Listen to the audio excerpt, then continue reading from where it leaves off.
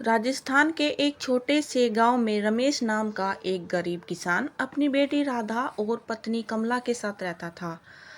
रमेश एक बहुत मेहनती और ईमानदार व्यक्ति था। उसकी आर्थिक स्थिति बहुत खराब थी। उसकी सबसे बड़ी चिंता थी उसकी बेटी राधा की शादी, जिसके लिए उसके पास कोई धन नहीं था।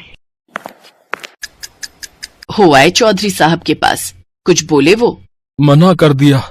बोले पहले वाला कर्जा नहीं चुकाया है, इसलिए और कर्जा नहीं देंगे। पता नहीं हमारी बेटी राधा की शादी के लिए पैसों का इंतजाम अब कैसे होगा।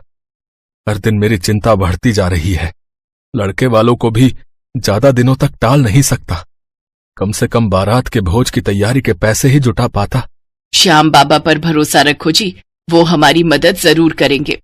अब तो बस उन्हीं पर विश्वास है सरोज, वरना मेरी हिम्मत तो अब जवाब दे रही है। हे खाटू नरेश, आप तो हारे का सहारा हो। आपका भक्त हिम्मत हार रहा है। तभी रमेश के मन में श्याम बाबा के दर्शन करने की इच्छा हुई। के दर्शन कराऊं। कहते हैं उनके दरबार से कोई भी भक्त खाली हाथ नहीं लौटता।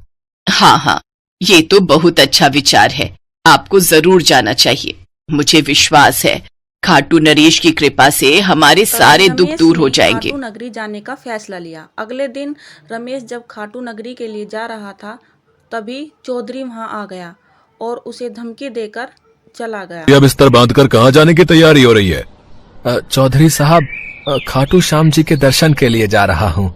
दर्शन तो तू करके आ जा, पर आते ही मेरा कर्जा तूने चुकाना है, वरना एक भी दिन ऊपर हुआ तो मैं दुगने पैसे लूंगा। चौधरी साहब, मेरे पास तो इतने पैसे हैं नहीं कि मैं आपका सारा कर्जा एक बार में चुका सकूं। मैं कोशिश करूंगा कि थोड़े थोड़े करके आपको पैसे दे दूं।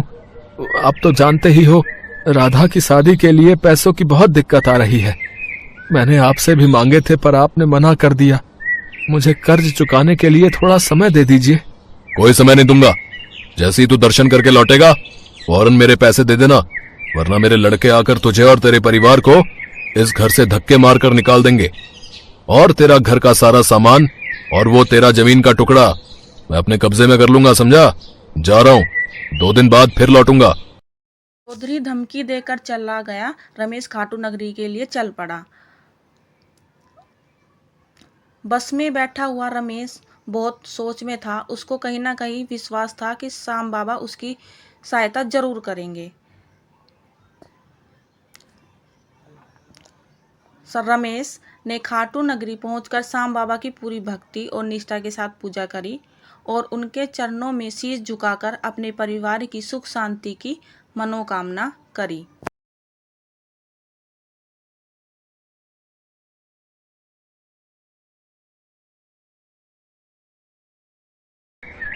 भाई जरा सुनो, मुझे तुम्हारी मदद की जरूरत है।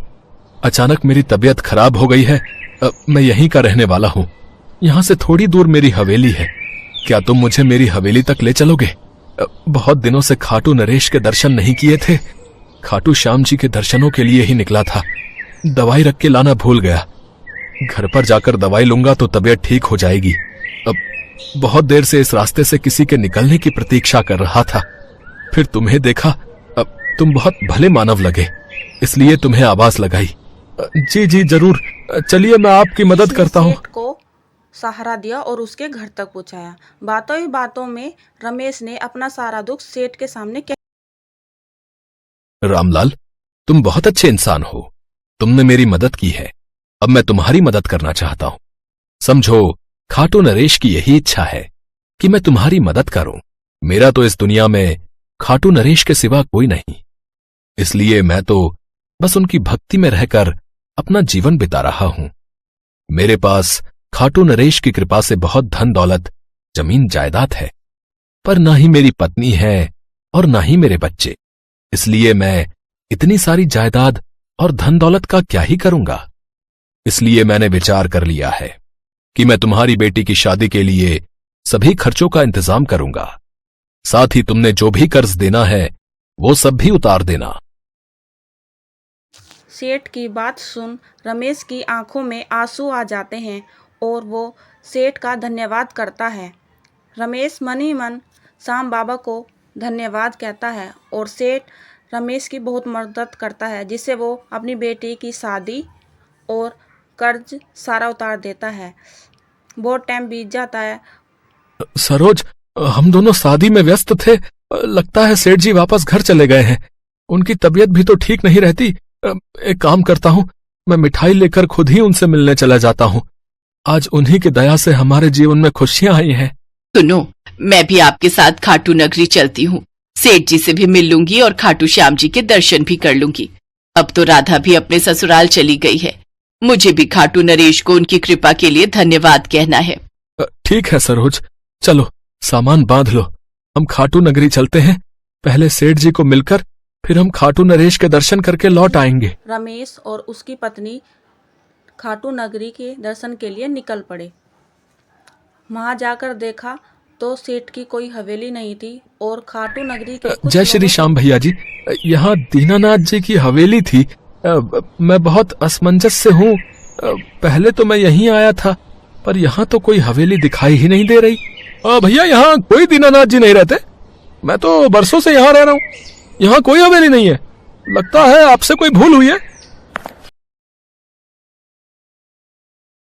रमेश परेशान हो गया और वो खाटू नगरी जाकर लोगों से पूछने लगा। तभी खाटू नगरी रमेश की बात सुनकर कहने लगे कि ये सब श्याम बाबा का चमत्कार है। मनी मन रमेश और उसकी पत्नी श्याम बाबा का धन्यवाद करने लगे और दोनों जाकर मंदिर श्याम बाबा की प्रार्थना करने लगे और उनका धन्यवाद करने और दोनों उनके चरणों में झुककर उनका धन्यवाद करने लगे और कहने लगे कि हे श्याम बाबा, आपने मेरी सबसे बड़ी मजबूरी हल कर दी। आपका बहुत बहुत धन्यवाद। रमेश और उसकी पत्नी मंदिर से वापस घर लौट आए और घर लौटकर सबको ये कहानी बताने लगे। तो कहने लगे कि श्याम बाबा सबकी इच्छा पूरी करते हैं, सबकी मनोकामना पूरी करते हैं। आपको ये कहानी कैसी